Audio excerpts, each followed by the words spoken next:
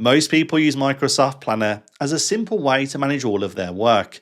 But did you know that sits behind Planner there's a range of features that can stop us endlessly typing out tasks across different apps in Microsoft 365 or needing to recreate those tasks captured in a meeting inside of a shared Microsoft Planner plan? Yes, today I'll be pulling back the curtain and showing you 8 Microsoft Planner secrets that can improve the way that we manage our tasks right inside of Planner. And the first one, well, it sits right inside of our checklists. Let's go and check it out and see how we can transform a simple checklist into a much more powerful Planner task. So first off, let's transform a checklist into a new task in Planner. Yes, if you've got a pretty comprehensive checklist in one of your tasks, but you need to branch it out to create a brand new task, there's no need to then go and create it manually. Instead, we'll head over into our Planner task by opening it through the Planner app. Scroll down and here we find our checklist. But we want to formulate strategies and plans, and it has to actually be a higher level task, not a checklist item. Now to achieve that, we can head over to the plus icon to promote this to become a new task in the plan. And as simple as that, it's now added straight into our plan. We'll come out of the task, and then within that bucket itself, we see a new task to formulate strategies and plans. We can very simply now assign it to one of my colleagues to get working on it. But yes, that's one of the first secrets of Planner. We don't have to be stuck with a checklist, we can transform it into a task in just a few seconds. And for those tasks where we don't have due dates, there's a quick way we can set them right through Planner's own calendar. Let's come out of this task here, head over to our calendar inside of our plan. We can see here we have a range of different tasks that we don't have any due date set, shown as unscheduled tasks on the right hand side. We can very simply left click and drag this now onto our calendar, and in doing so it now sets a due date. This task here is now due on the 18th of June, which aligns exactly to how I dragged it onto our Planner calendar. So if you need to set your due dates quickly, don't go into each task, just drag it straight onto your calendar to set the due dates for you. And there's also a quick way we can change the status of our tasks right through Planner without the need to open each task individually. To achieve that, we'll head over to the board option and we can see here all of our different buckets across our plan. But this time we'll change group by and then we'll select status. And we now see not started, in progress and completed. And all we now need to do is go ahead and drag our task and bring it into one of the buckets. In doing so, it updates the status straight away. We can see this by left clicking into the task. The status is now shown as in progress. So really quickly, you can update any of your tasks in Planner by grouping them by the status and simply dragging and dropping. A quick way to manage all of your different tasks and statuses in Planner. And labels in Planner aren't just a way to make your plan more colourful. They're also a way that we can filter and sort your different tasks. And it's something we often see with many people being able to organise their plans in ways that they prefer. We can see that here. We've got an in progress task marked as a blocker. But if I click into one of our existing tasks here, I can go ahead and add a label.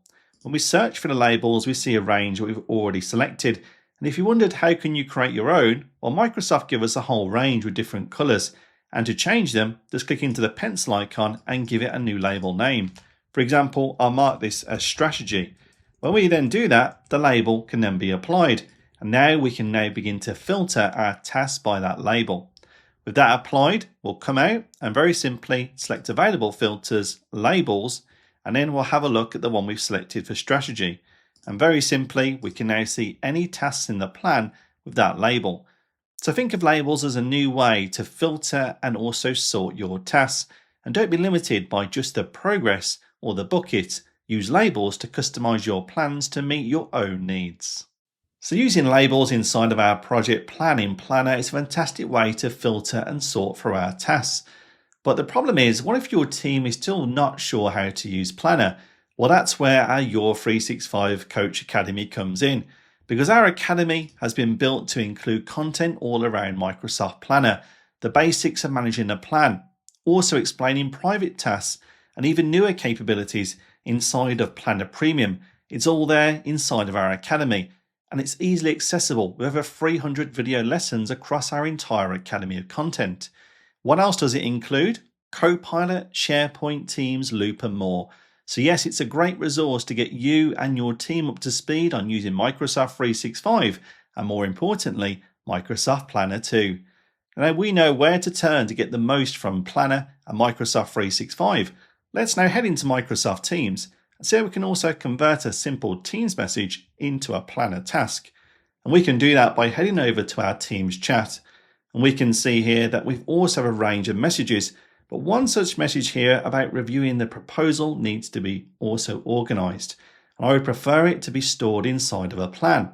We can do that in Microsoft Teams by hovering over the message, selecting the three-dot menu, and then we can simply select more actions and create Planner task. The integration with Teams and Planner now allows us either to create it as a private task or search through all of our different plans so we can very quickly pin it and add it as a task in our plan. Let's go ahead, select one of our plans, and we'll update the task name to provide a short summary. With that now done, we can go ahead, set a due date and send it into our plan, now ensuring that we can pick up this task outside of Teams chat and right inside a planner. So another way that you may have not seen before, transforming a chat message or a channel message even into a new planner task. But it's quite often that your colleagues will also ask you for a quick link to a task to update it. But is that possible inside a planner? Well, this one's pretty hidden away again. We can hover over the task card, select the three-dot menu and select copy link to task. With that now we can head over to Teams, choose one of your existing Teams chats and very simply paste it straight to one of your colleagues. In doing so, we can see here we can share the task straight away. My colleague can then left click straight into it and it takes them straight back to the task in Planner. So a quick way to get your colleagues to update those important tasks. Send them a link inside of Teams chat or email and they can update the task in a single click. But there's also ways that we can use our tasks to also chase up colleagues. Yes, there's no need to email them or even send them a Teams message. We can do it right inside a planner. And this one is pretty often overlooked because it's brand new capability. So inside of my plan, I can open one of our tasks and on the right hand side, we see a new task chat capability. And all we now need to do is paste in the message and we can tag in one of our colleagues. All we need to do is click on the @ key and then tag in Alex or any of my colleagues who are within the plan. In doing so, now Alex will be notified through Teams of a new message.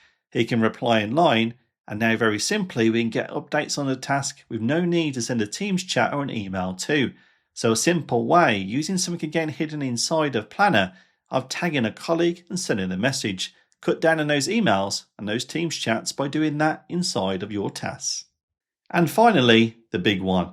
If you've used meeting notes capability powered by Loop in Microsoft Teams meeting, you'll know that at the end of your meeting, you can pick up these tasks shown here as follow-up tasks created right inside the meeting itself. But that also is now stored in a separate plan. And is there a quick way that we could then change a task and put it into a different plan right inside a planner? And yes, there is another way we can achieve that. All we then need to do is go ahead and open up this plan created from meeting notes inside a planner and we'll see all the different tasks here. But this area of review project green space resources will be better in a shared plan, a plan we've already created before. So we can select the three-dot more menu, select move task, and now we can choose a plan to move it into. So I'll go ahead and select our project management and then choose the bucket as well. I'll put it into the planning area. Before we do that, you can see here that Planner does remind us that if we move this task to a different plan, Luke Smith, who's the original assignee, won't be able to see their task in the plan as he may not have access to the plan itself, and any AI generated content, task labels and comments, they can't be moved. And there's also some other considerations linked here. But let's go ahead, select move, and the task is now effectively deleted and removed from that loop task list created from a meeting and is now put straight into our shared plan. And we can see that right here. The task we moved from our loop enabled meeting notes is now placed straight into this shared plan, review project green space resources. So as we can see, there's now a quick way that you can move your tasks from those meeting notes and bring them straight into a shared plan right inside of Planner. So there you go, we pull back the curtain and we found 8 Microsoft Planner secrets that were hidden in plain sight that can transform the way we manage our work and also our team's work too. Now, of course, if you've enjoyed today's tutorial, why not let me know by hitting the like button or just drop me a comment below. As well as that, to keep up to date with the latest in Microsoft 365, don't forget to hit the subscribe button to find new tutorials every week right on this channel. And alternatively, don't forget our Academy, the place where we have hundreds of video tutorials just like this one, showing you how to use Microsoft 365 apps, including Copilot and Planner, in the best possible ways. And with that, well, I look forward to seeing you on the next one.